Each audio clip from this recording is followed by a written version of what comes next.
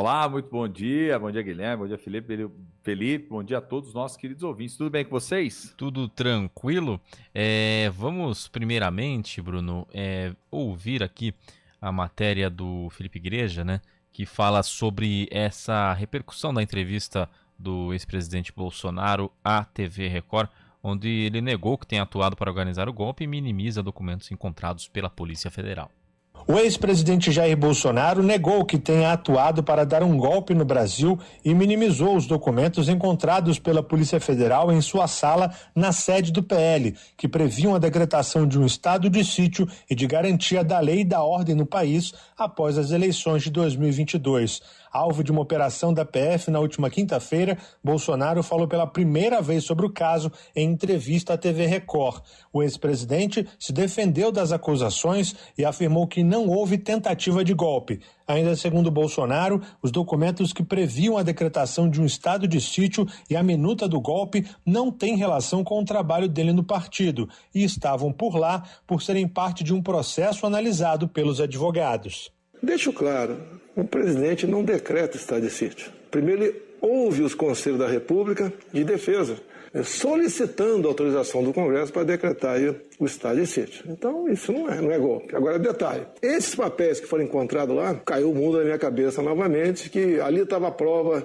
do golpe. Aqueles papéis eram peça de um processo que o advogado havia conseguido junto ao ministro Alexandre de Moraes, que é o relator daquele inquérito. Então, era peça de processo. O ex-presidente ainda minimizou o vídeo da reunião em que ministros de seu governo aparecem debatendo ações e medidas mais graves antes das eleições de 2022. A PF aponta que o encontro no Palácio do Planalto, em 5 de julho de 2022, tem uma dinâmica golpista. No encontro, o ex-chefe do GSI, general Augusto Heleno, fala inclusive em infiltrar agentes da ABIN nas campanhas eleitorais. Para Bolsonaro, a fala não teve nada demais. Em dado momento, o Heleno falou que ia seguir os dois lados, tá? Se inteirar dos dois lados. É o trabalho da inteligência dele, que eu não tinha participação, eu não vejo nada demais naquilo. Olha, esse termo golpe de Estado, abolição do Estado Democrático de Direito é completamente, não é nem equivocado, né? É um crime falar nisso daí. O pessoal do 8 de janeiro,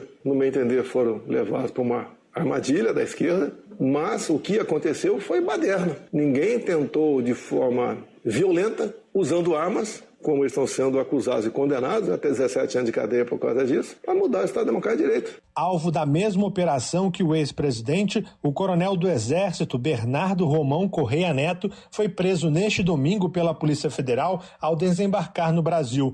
Ele estava nos Estados Unidos a serviço e a chegada dele de volta ao país foi acertada com a PF. Correia Neto foi abordado pelos agentes na chegada ao aeroporto de Brasília e depois levado a um batalhão do Exército para cumprir a prisão determinada pelo ministro Alexandre de Moraes. O militar é apontado como responsável por organizar o encontro com colegas que defendiam um golpe. O Supremo Tribunal Federal também avançou nos últimos dias na análise da denúncia contra a cúpula da Polícia Militar do DF por omissão na segurança de Brasília em 8 de janeiro. O ministro Cristiano Zanin seguiu o relator Alexandre de Moraes e votou por receber as denúncias contra o antigo comando da corporação. O caso está sendo analisado no plenário virtual da primeira turma e resta apenas mais um voto para que os ex-comandantes virem réus. Faltam ainda os votos de Carmen Lúcia e Luiz Fux. De Brasília, Felipe Igreja. E aí, Bruno, te convence? O que você acha dessas justificativas do ex-presidente Jair Bolsonaro?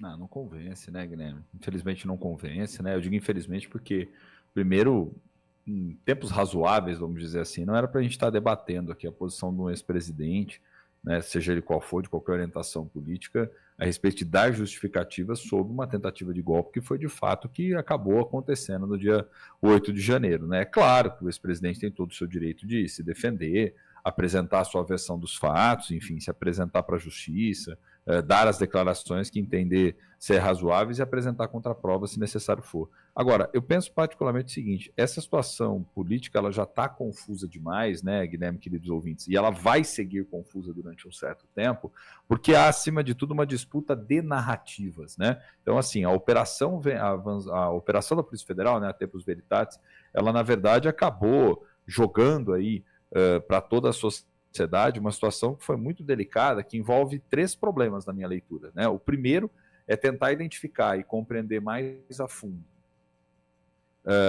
quem foram essas figuras que, portanto, estiveram ali pensando, concebendo, estruturando, financiando, enfim, organizando tudo aquilo que a gente assistiu, porque é óbvio que há método por trás disso tudo e novas informações, conforme vêm sendo divulgadas, dão conta disso. Por exemplo, uma informação de hoje, né, mostrando que o alto comando do Exército, a maioria, né, ali dos generais, era contra essa lógica do golpe, mas que a cúpula bolsonarista, a cúpula próxima ao governo, vinha pressionando para que outros generais aderissem a essa lógica golpistas e mobilizassem as suas tropas, e diante da negativa da maioria desse alto comando, que é composto por 16 generais dos 11 que acabaram negando-se, né, a se envolver em qualquer tipo de trama ou narrativa nesse sentido, foi onde começou aquela estratégia de incentivar as pessoas para que fossem para frente de quartéis generais, sedes do Exército, enfim, tiros de guerra e por aí afora, para que ficasse de alguma forma tentando insuflar os demais, gerando um fato político e tentando mobilizar até as tropas para que,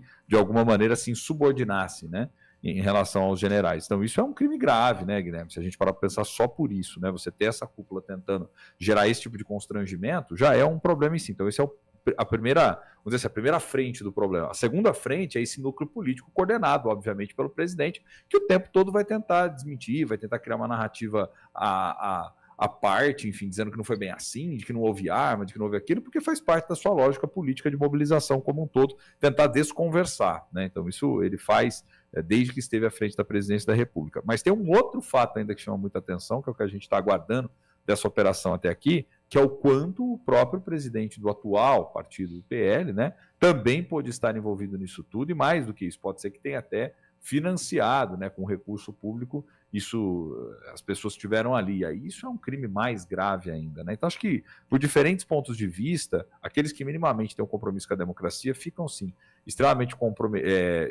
preocupados, né, Guilherme, queridos ouvintes, porque no final das contas, tudo que se fez foi feito com recurso público, utilizando não só dinheiro, mas máquina, utilizando pessoas, a estrutura do Estado para atuar contra a própria lógica do basilar da democracia e do Estado. Então isso é grave, sim, é muito grave, por mais que muitos dos apoiadores do ex-presidente, né, principalmente os mais radicalizados, entendam que não há gravidade nisso tudo.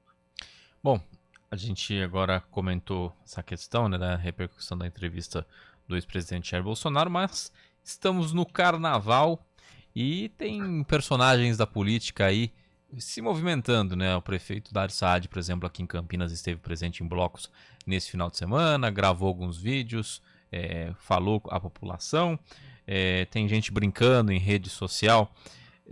Inclusive tem uma brincadeira do Gustavo Reis, prefeito de Jaguariúna, que ele postou lá um vídeo com dicas de cantadas, digamos assim, no carnaval. Você chegar na moça e falar, você é tão bonita que eu deveria chamar Jaguariúna. Foi um post do Gustavo Reis. Meu Deus. Enfim, e você tem também uma questão do Arthur Lira para falar nesse carnaval?